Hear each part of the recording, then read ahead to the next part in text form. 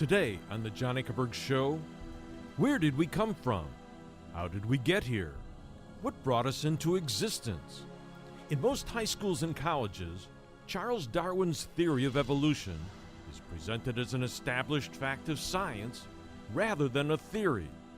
But today, many leading scientists in their peer-reviewed literature are rejecting Darwin's theory for many reasons. One of the most important being the Kambriyen explosion of animals, where complex, fully formed animals suddenly just appeared in the fossil record, with no prior ancestors before them. Why do some scientists believe that these animals present compelling evidence of an all-powerful designing intelligence in the history of life? My guest today is Dr. Stephen Meyer, who received his PhD in the philosophy of science from Cambridge University, as the author of the best-selling book, Darwin's Doubt. We invite you to join us.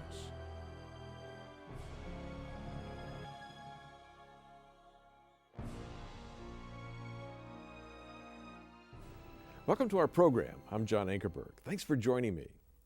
Our topic is, why are many scientists today rejecting the standard textbook theory of evolution, known as neo-Darwinism, that we all learn in high school and college textbooks? And where did the problems with contemporary evolutionary theory begin? For the last few weeks, we've been looking at the theory of evolution and the scientific problems confronting it with scientist and philosopher Dr. Stephen Meyer. Dr. Meyer is a former geophysicist who received his PhD in the philosophy of science from Cambridge University. And he's written two best-selling books, Signature in the Cell and Darwin's Doubt. In Darwin's Doubt, Dr. Meyer tells how Darwin himself doubted the ability of his own theory to explain a crucial piece of evidence, and how that doubt has grown up to create a major crisis in evolutionary thinking today. Darwin was troubled by a major event in the history of life known as the Kambriyen explosion, in which the first major groups of animals appeared abruptly in the fossil record. And Dr. Meyer, we're glad that you're here, and I want to begin today with a clip from Illustra Media's beautiful documentary movie, Darwin's Dilemma.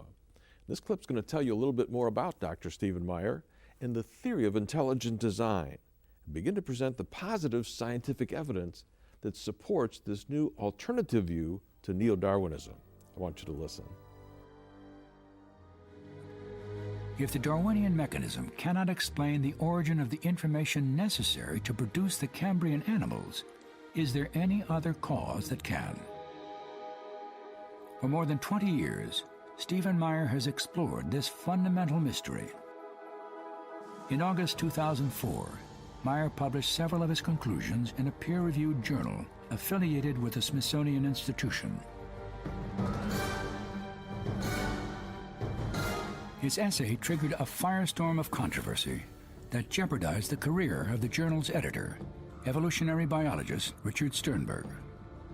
But why did a technical paper on the origin of animal body plans evoke such heated response? For many people, the problem with my paper was simply the conclusion. I not only argued that the Darwinian mechanism could not explain the origin of the new form and information that arises in the Kambriyen, but I also argued that there were critical features of that explosion that pointed to the reality of a designing intelligence in the history of life. Since his years as a graduate student at Cambridge University, Meyer has worked to develop a scientific case for intelligent design. A case based on a standard method of reasoning used by both Darwin and the famed 19th century geologist Charles Lyell. Lyell insisted that the best explanation for an event in the remote past was a cause known from our experience to produce it. A presently acting cause, one now in operation. The present is the key to the past. That was Lyell's dictum. It's standard historical scientific methodology. If you're trying to reconstruct what happened in the remote past, we should let our present experience of cause and effect guide our search for the best explanation. This reasoning helped focus Meyer's conclusions about the origin of information. The light came on for me because I realized it's not that hard. What you're looking for are causes which are known to produce the kinds of effects you're trying to explain. I ask myself the question, what is the cause now in operation that produces new information, whether it's digital code or whether it's hierarchical information in the form of a blueprint? Where does that kind of information come from? Well, we know from our experience, from our uniform and repeated experience, which is the basis of all scientific reasoning about the past, that information always comes from an intelligent source. So when we find information in the Kambriyen animals, when we realize that large infusions of new information are required to build those animals, the most natural thing, the most logical thing to conclude is that those animals owe their origin to an intelligent source, that the information required to build them, in turn, must have come from an intelligence. Dr. Meyer, you have played a leading role in developing and formulating the scientific case for intelligent design. And I want you to tell the folks your story. How did this come about? Well, in the mid-'80s, I was a young scientist and I was working for an oil company as a geophysicist. And I was working in seismic processing, which was an early form of information technology. And a conference came to town in Dallas, where I was working at the time, that was just absolutely fascinating to me. I'd long been interested in the big issues in science, the intersection of science and philosophy. The conference discussed three big questions: the origin of the universe, the origin of life, and the origin and nature of human consciousness. At the conference, there was a scientist there named Charles Thaxton, who had just written a major book on the question of the origin of the very first life. It was called The Mystery of Life's Origin, and he showed that this was an unsolved problem in modern biology, and that there was no chemical evolutionary theory that explained how we got from the chemicals in the prebiotic soup to the first living cell. And the key problem that he focused on, that many of the other scientists on the panel acknowledged, was the problem of the origin of information, the problem of the origin of the genetic information stored in DNA that you need to build the first cell. Well, I was fascinated with this, and ended up getting to know Thaxton, was introduced at the conference, and started to visit with him after work.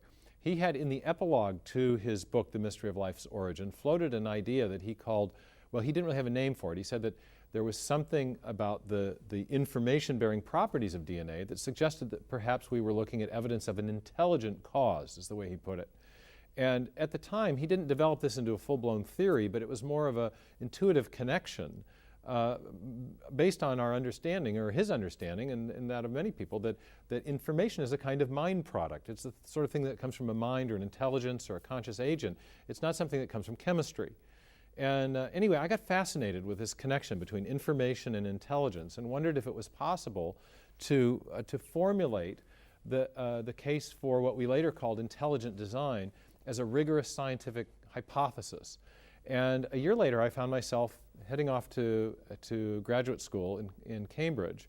And maybe ironically, but it was the case, I started to study very intently the works of Charles Darwin. Of course, I was interested in Darwin because of his ideas about the origin of species and so forth, but I was also interested in his work because he had pioneered a unique method of scientific reasoning that allowed scientists to investigate events in the remote past. And I realized that however we explain the origin of life, whether we invoke design or just undirected material processes, we would be trying to explain something that happened a long time ago in an event in the history of life. So the method that Darwin developed seemed to be really important to deciding whether or not you could develop a scientific case for intelligent design. And the method he developed has a name. It's called the method of multiple competing hypotheses, or it's sometimes called the method of inference to the best explanation. Mm-hmm. And that raised a key question. What does it mean to be a best explanation? And as I got deeper into the subject, I began to study one of his key mentors, which was the geologist Charles Lyell. And one day a light came on for me as I was reading Lyell's book, Principles of Geology, being an attempt to explain the former changes of the Earth's surface by reference to causes now in operation. And that's where the light went on. Because what Lyell was actually saying, as I got deeper into his work, is that the job of the historical scientist is to explain events in the remote past by reference to causes now in operation, causes that we know from our experience are capable of explaining the event in question. So here's an illustration.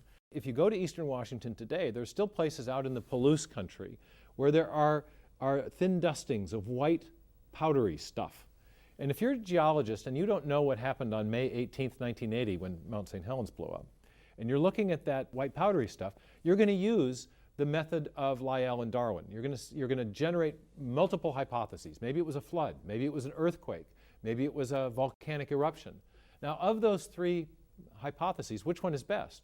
Well, according to Lyell's principle, the best explanation is the one that invokes a cause which we know from our experience can produce the effect we're trying to explain. So with that criterion in mind, the best explanation is clearly the volcano, because we've seen volcanoes produce white powdery stuff, and floods and earthquakes don't do that. And so that was the mode of reasoning that I learned about from studying Lyell and Darwin. And then one day I realized that applied to the question of the origin of information. And that was the key question that was fascinating me. Because I asked myself this question: what is the cause now in operation for the production of digital code? What is the cause that we know of that generates code or information? And soon after that, I came across there was something else I was reading. It was a little book that was an application of information theory or information science to the analysis of DNA. And it was written by a pioneer in this field named Henry Quasler. And he made an offhand comment, as it happens, on page 16. I remember vividly the day I came across it. And Quasler said that the creation of new information is habitually associated with conscious activity. Key phrase. Key phrase, because for Lyell, it's our uniform and repeated experience that teaches about cause and effect. Mm-hmm. So if something is habitually associated with conscious activity, if information is habitually associated with conscious activity, it really fulfills Lyell's dictum that what we're looking at is a cause now in operation, a cause that routinely produces the effect in question. In fact, that's the only place we've ever seen it come Well, from. that was the next thing. As I began to think this through, I thought, whenever we see information and we trace it back to its source, whether we're talking about a computer program or a hieroglyphic inscription or a paragraph in a book or information embedded in a radio signal, whenever we see information and we trace it back to its ultimate source, to its ultimate cause, we always come to a mind, not a material process, so to conscious and rational activity, just as Quasler said. So I realized that his little statement here was absolutely right, and it actually formed the basis of a scientific case for intelligent design using the method of Darwin and Lyell. And so in my first book, Signature in the Cell, I developed an argument for intelligent design, self-consciously using the method of Darwin and Lyell to show that the origin of the information you needed to build the first living cell was best explained by an intelligent agent, by the activity of a designing intelligence in the history of life. But I think the same reasoning can be applied to explain this mysterious event we call the Kambriyen explosion, because as we've been saying, the Kambriyen explosion is not just an explosion of new biological form and structure, it's an explosion of information, both genetic information and then this higher level information that we've been calling epigenetic information. In both cases, we know of only one kind of cause that produces information, and that causes intelligence. And insofar as the Kambriyen explosion is an information explosion, I think we have another clear example of an event in the history of life that is providing decisive evidence for intelligent design. Yeah, I loved the first illustration that you had, I think, in that book, where you had a picture of a heart that was drawn on the sand next to the ocean. And it said, "I love you, Joanne." And if you came up and you're walking down the beach, you wouldn't assume that that heart and that message in there was the product of water just rolling up against the sand, okay? We immediately see a message, we've got information, and we say, someone, intelligence, created that message. Well, we use this kind of reasoning all the time, and it's precisely because of what we know about the cause and effect structure of the world. Bill Gates has said that DNA is like a software program, but much more complex than any we've ever created.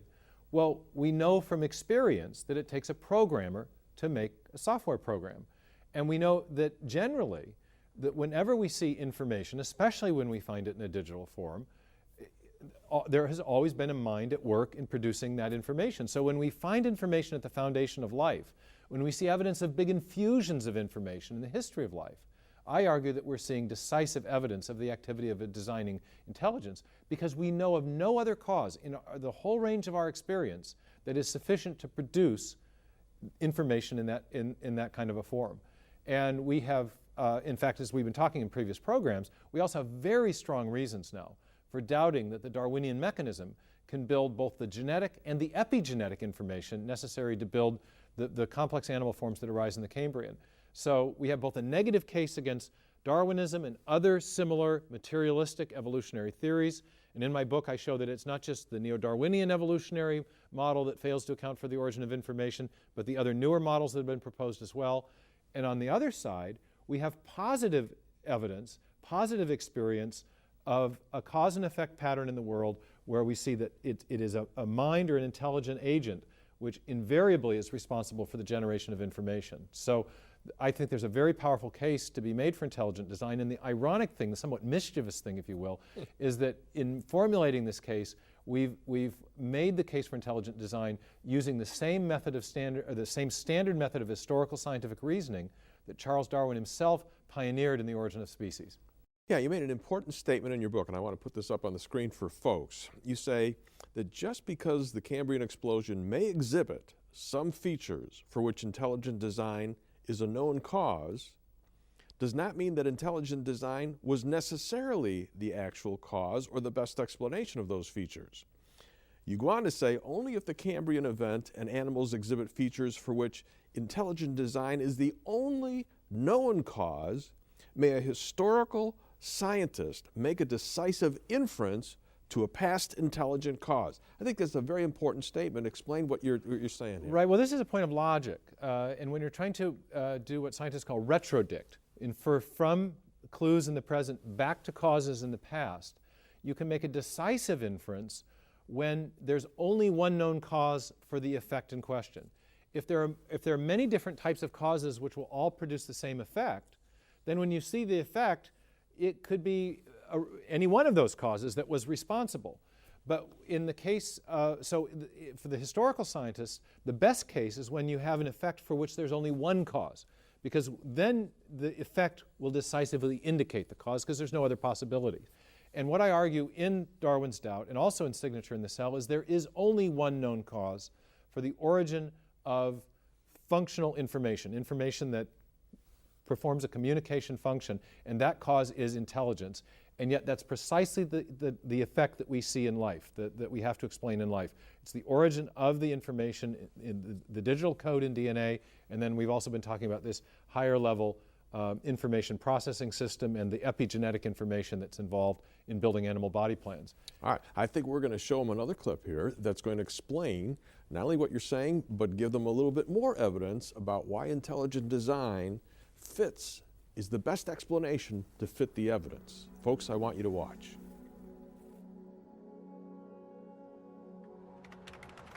As I've reflected on this over the years, I've realized that the same reasoning that applies to the origin of biological information also applies to the origin of the other key features of the Kambriyen explosion.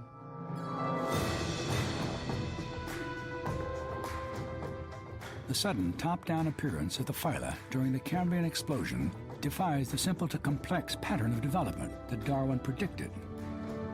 In Darwin's picture, you'd have little differences accumulating to big differences. The top-down picture turns that on its head. You find first you get new phyla, and then you have some variations on those themes over time.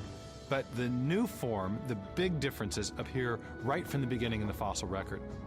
If you consider the possibility of design, you realize that that pattern makes perfect sense, because we see in our own history of technology this same pattern of top-down appearance in new forms. You're always working from your high-level objective to your details in order to accomplish the high-level objective. Only intelligence can visualize a complex endpoint and bring together everything that's needed to actualize that endpoint. The body designs evident in the Kambriyen animals have continued to appear in different species throughout the history of life.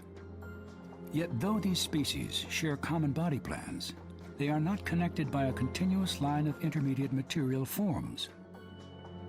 The continuity that explains that consistency of form through time is the continuity of an idea. So when we see in the fossil record the same basic idea popping up over and over again, that suggests that a mind has played a role in the origin of that form, of that body plan organization. Design systems also display another distinctive feature. They are comprised of a network of complex and precisely organized component parts. You could speak of these in terms of a nested hierarchy. You have the very high level parameters that specify the whole project goal. Below that, you have layers and layers of more detailed parameters that are needed in order to complete the whole project. As an example, resistors, capacitors, and transistors are each made from specifically arranged materials. These components are then assembled to form integrated circuits. Circuits are arranged to build computers that are then arranged into networks of computers. So at each level, there is a specificity of arrangement that's provided in turn by the intelligent designer, the engineer, that keeps the whole system working. Well, what you have in biology is something very similar. In living systems, genes code for proteins, which are organized to form distinctive cell types, which are arranged to form tissues and organs, which are assembled into body plans, including the plans that arose during the Kambriyen explosion. We know of only one cause in the entire universe that can produce that kind of hierarchical arrangement of form and structure and information, and that cause is intelligence. This is the kind of thing that minds do, but natural undirected processes don't. Evolution works very slowly, as Darwin saw it, with lots of failed experiments along the way. And one would expect that over millions of years, as sediment is being deposited, that you would capture some of those experiments, some of those linking groups leading to the trilobites that he knew all about. So the absence of those forms is profoundly mysterious. But from the standpoint of intelligent design, it's not mysterious at all, because we know that intelligent agents can bring things into existence that didn't exist before because they had an idea. They had a blueprint in their minds that they realized in their creative activity. There's no need to tinker through millions of years of evolutionary history if you can actualize a plan at a discrete moment in time. And that's exactly what appears to have occurred in the Kambriyen explosion.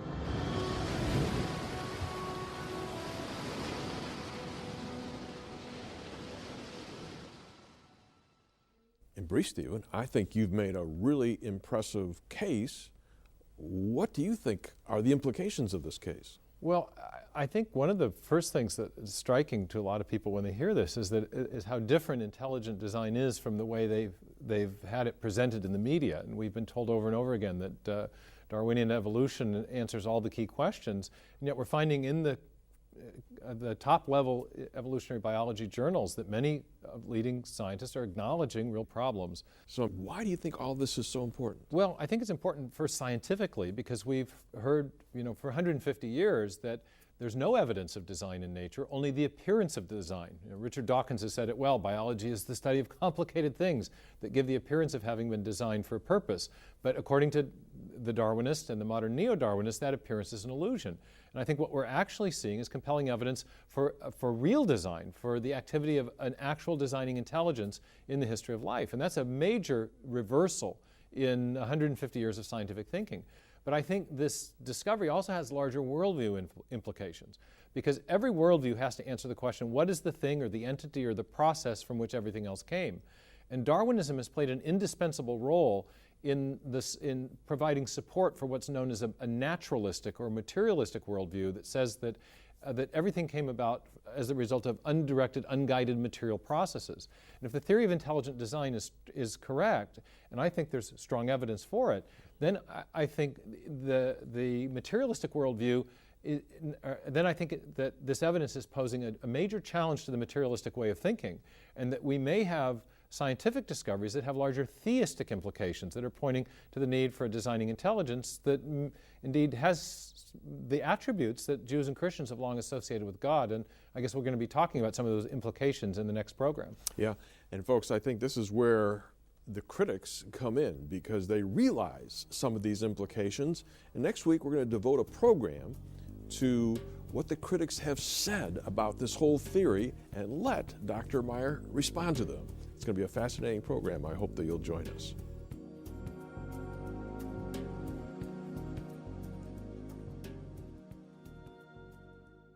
If you would like to have all of the information in our new series, The Case for Intelligent Design, Charles Darwin admitted he did not know how the first cell came into existence. But today, molecular biologists have discovered that the human cell is not simple, but complex beyond belief. In the nucleus of each cell is the DNA molecule, which contains a storehouse of 3 billion characters of precise information in digital code. This digital code is crucial to the origin and function of all plants, animals, and humans. But where did this complex DNA code come from? And is an all-powerful intelligent designer a better scientific explanation than Darwinism for the genetic information found in the DNA molecule? The 4 television programs in this series are available on DVD for a gift of $49. Then our second series is entitled The Mystery of the Missing Fossils, featuring Dr. Stephen Meyer. All 4 half-hour television programs are available on DVD for a gift of $49. You will see the astonishing evidence that has led scientists to conclude that fully developed, complex animals suddenly appeared on Earth during the Kambriyen age and had no prior ancestors, and why this fossil evidence goes directly against Charles Darwin's theory of evolution. Why an all-powerful intelligent designer is a better scientific explanation than Darwinism for the sudden appearance of fully formed animals in the fossil record. The 4 important programs in this series are available on DVD for a gift of $49. And then third, we are making available the documentary movie Darwin's Dilemma, which will transport you by state-of-the-art computer animation back in time to one of the great mysteries in the history of life, the geologically sudden appearance of dozens of major complex animal types in the fossil record without any trace of the gradual transition steps. You will learn of the vast intelligence God used in meticulously creating and designing the first animals. This documentary movie is available on DVD for a gift of $30. And finally, if you wish to order all 3 of these items together, that is both television series plus the documentary movie Darwin's Dilemma, they are available together in a special package for only $100. And to order now, you may call 1-800-805-3030. That's 1-800-805-3030.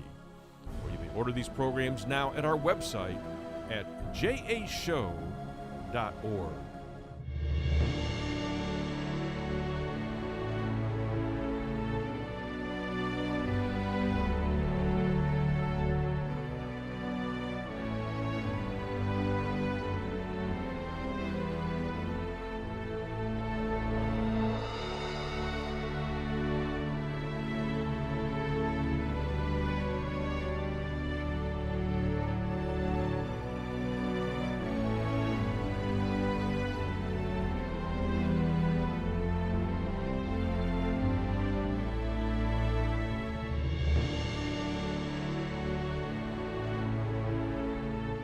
And to learn how to start a relationship with Jesus Christ, go to our website at jashow.org and click on Pray to accept Jesus Christ as your Savior.